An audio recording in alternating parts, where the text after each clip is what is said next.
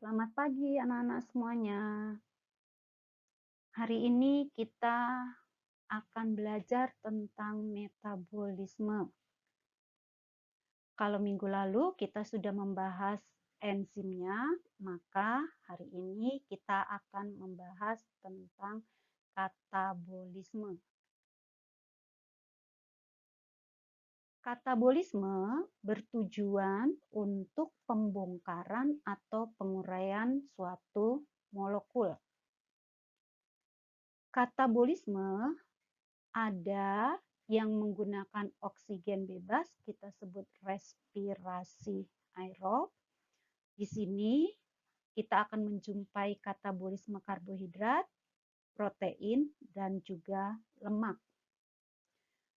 Reaksi yang ada di dalam katabolisme yaitu dari C6H12O6 ditambah 6O2, maka akan terbentuk 6CO2 ditambah 6H2O dan 36 ATP.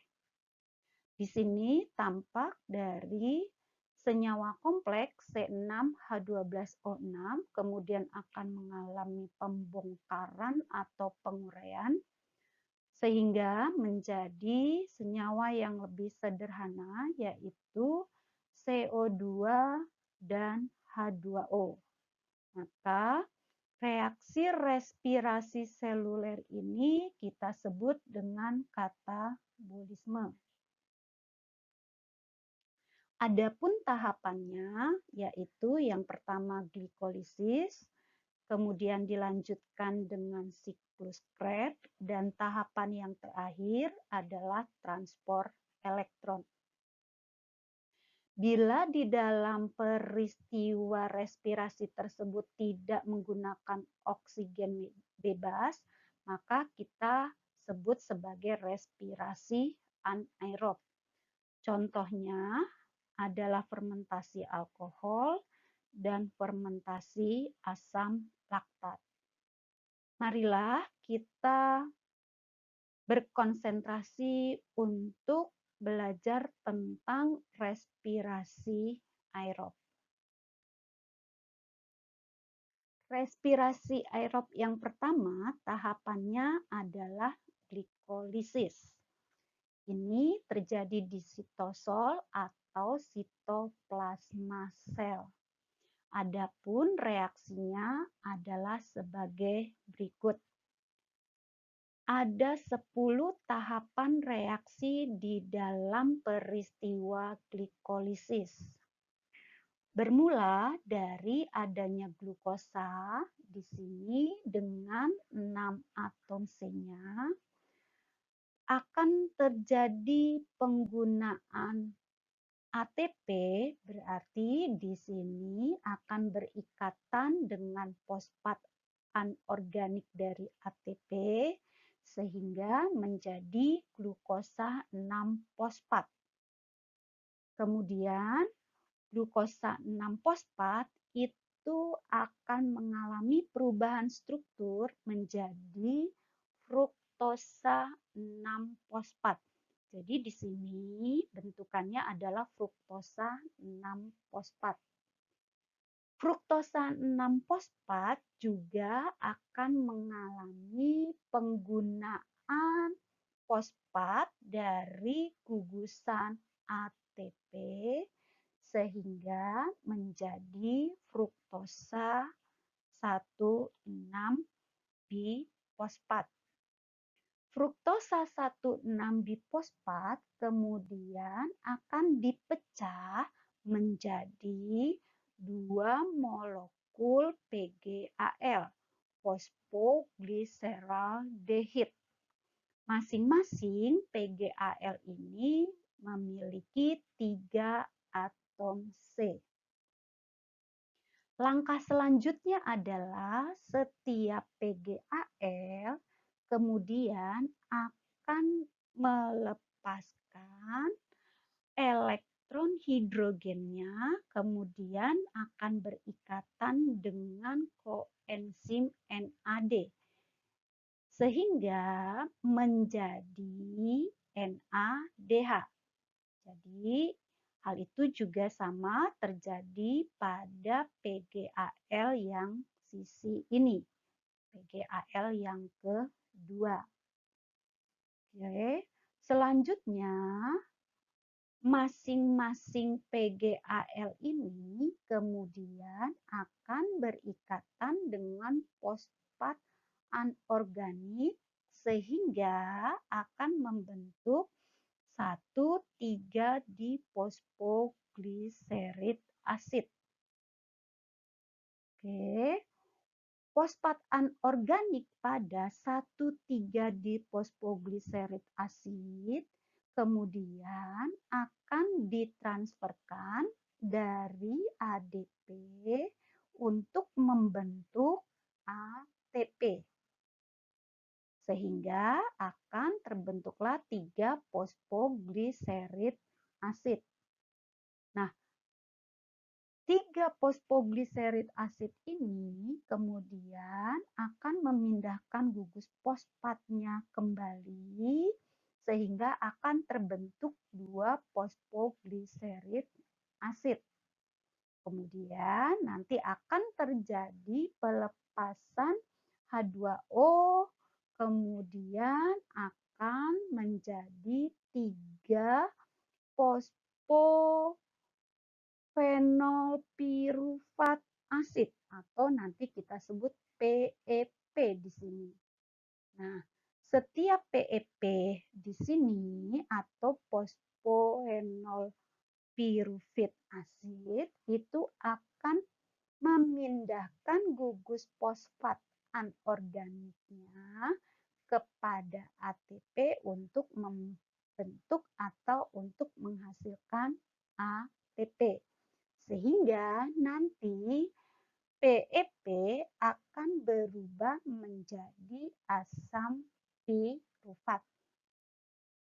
Jadi dari 10 tahapan ini akhirnya kita lihat di sini digunakan 2 fosfat, sedangkan di tahapan ini itu dibentuk 4 fosfat atau dibentuk 4 ATP.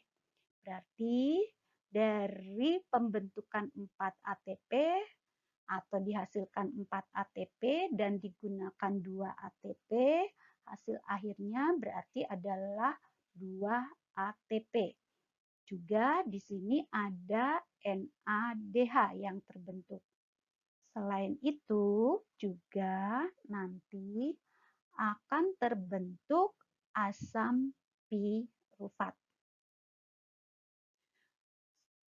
Kesimpulannya sekali lagi dari substratnya adalah glukosa dengan 6 atom C, kemudian akan menghasilkan asam pirufat sebanyak 2 dengan masing-masing 3 atom C.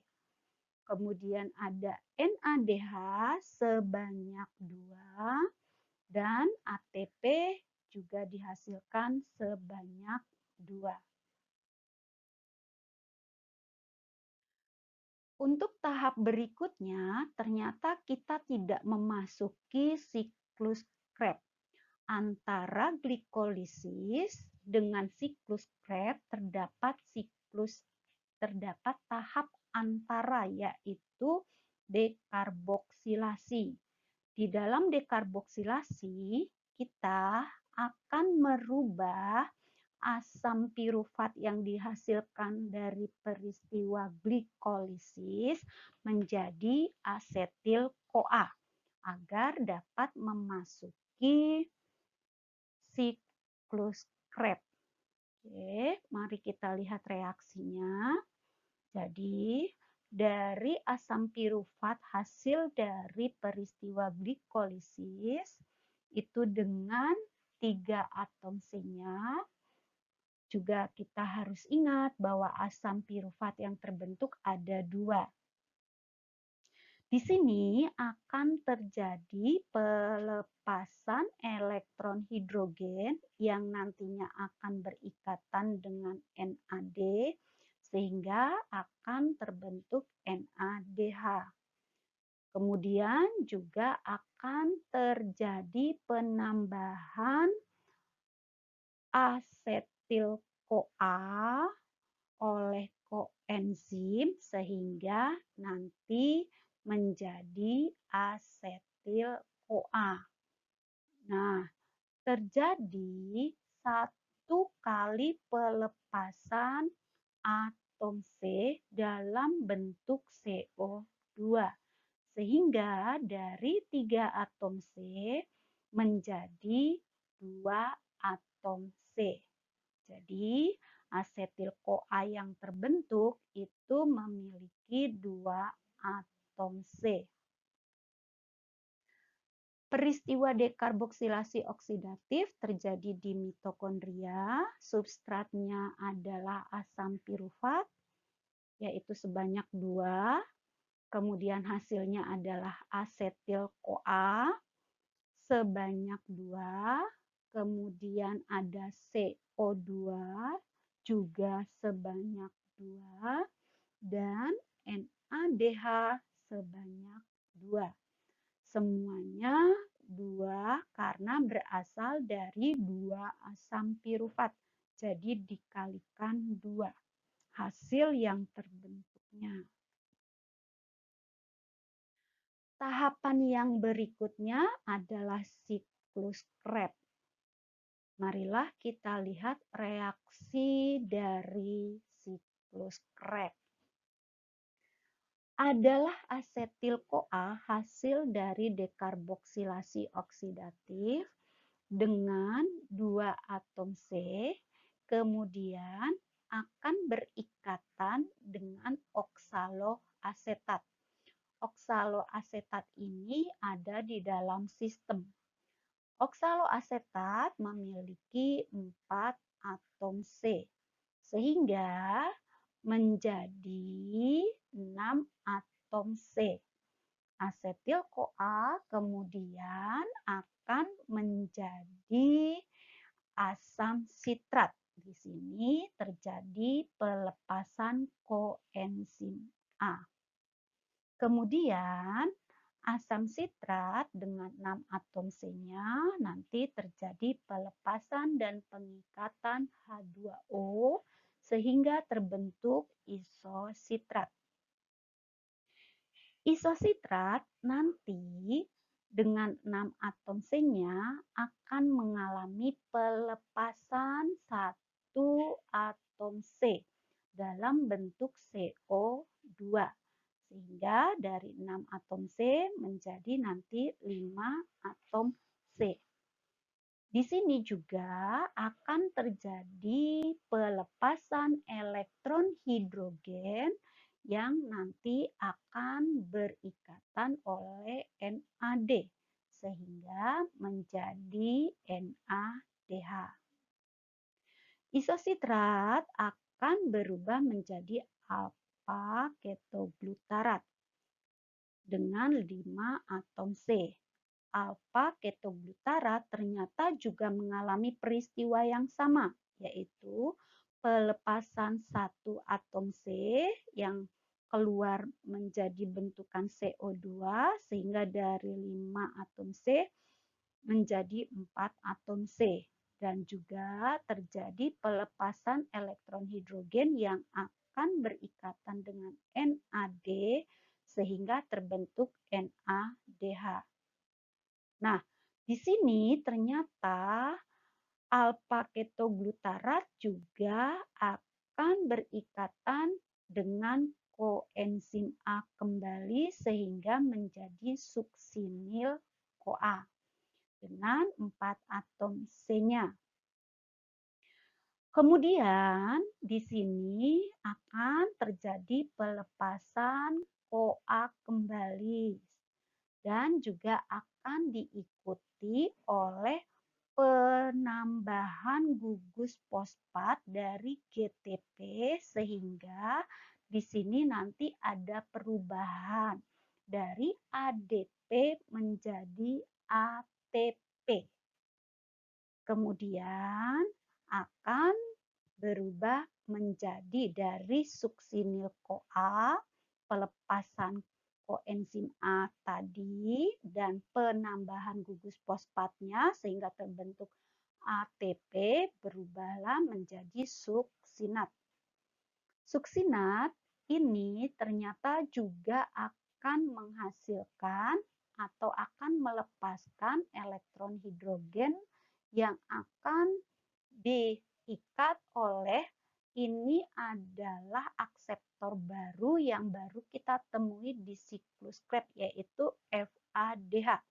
Sehingga FADH akan berikatan dengan elektron hidrogen membentuk FADH2. Kemudian di sini kemudian di sini suksinat akan berubah menjadi fumarat. Di sini pun dari fumarat ke malat itu akan terjadi pelepasan H2O. Asam malat yang terbentuk itu nanti akan melepaskan elektron hidrogennya sekali lagi, tetapi akseptornya nanti adalah NAD sehingga menjadi NADH. Asam malat kemudian akan berubah menjadi oksaloasetat dengan 4 atom C-nya. Oksaloasetat kembali lagi nanti akan berikatan dengan asetil-CoA. Itu adalah siklus Krebs karena nanti dibentuk asam sitrat, maka seringkali siklus Krebs ini disebut sebagai siklus asam sitrat. Siklus Krebs terjadi di matriks mitokondria.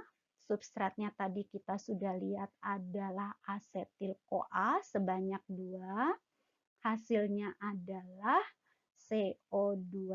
CO2 ada 1, 2, berarti dikalikan 2, hasilnya adalah 4. Kemudian ada NADH sebanyak 1, 2, 3, berarti 3 kali 2 hasilnya adalah 6. Kemudian ada FADH, ini FADH sebanyak 1 dikali 2, berarti ada 2 FHDH. Kemudian ada ATP tadi di sini sebanyak 1 dikali 2 berarti ada 2 ATP. Semuanya kita kalikan 2 karena asetil-CoA yang terbentuk adalah 2. Tahap yang berikutnya adalah yang terakhir, transport elektron. Di dalam transport elektron terjadi di krista mitokondria. Adapun tahapannya adalah sebagai berikut. Transport elektron, di sini kita akan melihat perpindahan elektron dari tahapan sebelumnya. Berarti dari tahapan glikolisis, dekarboksilasi oksidatif sampai dengan siklus Krebs. Elektron tidak berdiri sendiri, dia pasti akan berikatan dalam bentuk NADH, kemudian juga dalam bentuk FADH. Kemudian NADH dan FADH akan memasuki enzim ubiquinon, kemudian akan ditransferkan ke jalur sitokrom. Pertama kali akan bertemu dengan sitokrom B, kemudian akan ditransferkan ke sitokrom C, kemudian elektron hidrogennya juga akan ditransferkan ke sitokrom A. Kemudian elektron ini akan dilepaskan dari sitokrom A, kemudian akan bertemu dengan oksigen. Oksigen ini berasal dari udara bebas, sehingga akan membentuk H2O. Sehingga seringkali peristiwa transport elektron ini dikenal dengan jalur sitokrom. Jadi susratnya sekali lagi adalah NADH dan FADH dari tahapan awal respirasi aerob, yaitu dari peristiwa glikolisis, dekarboksilasi, dan juga siklus Krebs. Nah, elektron itu akan berikatan dalam bentuk NAD ataupun FAD karena bukan merupakan bentukan energi ATP, maka harus dirubah. 1 NADH ternyata ekuivalen dalam bentuk ATP sebanyak 3. Sedangkan 1 FADH2 itu nilainya sama dengan 2 ATP. Sehingga dari hasil peristiwa transport elektron, kita akan lihat tadi hasilnya ada H2O dan juga ATP sebanyak 34. Nah, sekarang kita akan menghitung jumlah ATP yang dihasilkan pada respirasi aerob. Jadi, dari setiap tahapan, di glikolisis secara langsung adalah 2 ATP, secara tidak langsung berarti melalui transport elektron, itu kita ketemu 2 NADH dikalikan 3 karena 1 NADH itu ekuivalen dengan 3 ATP sehingga hasilnya 6 ATP. Di dekarboksilasi oksidatif kita tidak melihat ATP secara langsung, tetapi ada 2 NADH, sehingga 2 dikali 3 hasilnya adalah 6 ATP. Pada siklus Krebs, kita juga menjumpai 2 ATP, untuk NADH-nya sebanyak 6, nanti dikalikan 3, jadi ada 18 ATP, kemudian FADH-nya sebanyak 2, maka 2 kali 2 nanti adalah 4 ATP. Jadi kalau hanya melalui transport elektron saja, berarti ini di transport elektron, jumlah elektron yang terbentuk adalah 34 ATP. Tetapi untuk respirasi aerob secara keseluruhan, karena ada ATP yang dibentuk secara langsung, maka hasil akhirnya adalah dari 1 molekul glukosa akan menjadi 38 ATP. Kalau nanti kita sering bertemu dengan transport elektron itu 32 ATP ataupun 1 molekul glukosa 36 ATP, hal itu diperoleh dari ketika terjadi lintasan elektron melewati membran mitokondria, itu terjadi penggunaan energi. Karena melintasi 2 kali membran mitokondria, maka terjadi pengurangan 2 kali. Nah, setiap kali melintasi atau melewati membran mitokondria ternyata mengurangi 1 ATP. Karena 2 kali lintasan, maka berkuranglah sebanyak 2 ATP. Sehingga ada yang menuliskan 1 molekul glukosa akan menjadi 36 ATP ataupun dalam transport elektron tertulis 32 ATP. Sekarang kita akan melihat hubungan metabolisme karbohidrat, protein, dan lemak.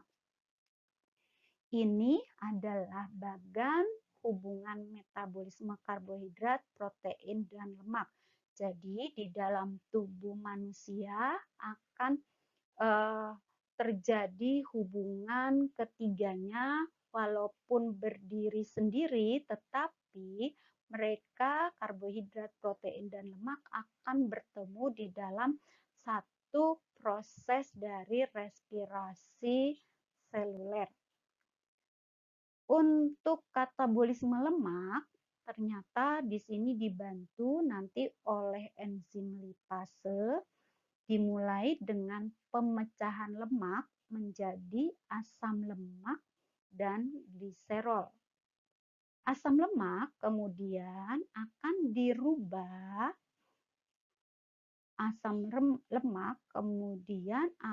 dirubah menjadi asetil-CoA.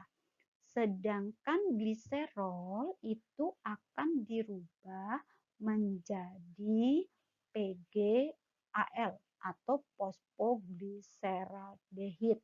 Kalau kita ingat, PGAL itu ada di dalam tahapan glikolisis. Sedangkan asam lemak itu berarti nanti di sini asetil-CoA adalah tahapan dari dekarboksilasi oksidatif. Untuk katabolisme protein itu dimulai dengan pemecahan protein yang akan dibantu oleh enzim protease dan peptidase menjadi asam amino. Kemudian asam amino akan mengalami deaminasi menjadi NH3 atau amonia.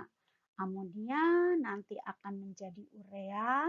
Karena ini sifatnya adalah racun, maka akan dikeluarkan dari tubuh dalam bentukan urea, dalam bentukan urin. Oke, sedangkan asam amino sendiri nanti akan menjadi asam ketoglutarat. Asam ketoglutarat itu dapat memasuki glikolisis ataupun asetil-CoA ataupun dapat memasuki siklus Krebs. Jadi, untuk protein lemak ternyata akan memasuki jalur yang sama di dalam peristiwa respirasi seluler untuk karbohidrat. Karbohidrat, lemak, dan protein tidak dapat diserap oleh tubuh, jadi ketiga senyawa ini harus dirubah bentuknya agar dapat diserap oleh tubuh, yaitu untuk lemak, asam lemak, dan gliserol. Untuk karbohidrat harus berubah menjadi gula atau glukosa nantinya. Untuk protein harus dirubah menjadi asam amino. Itu adalah materi kita untuk hari ini.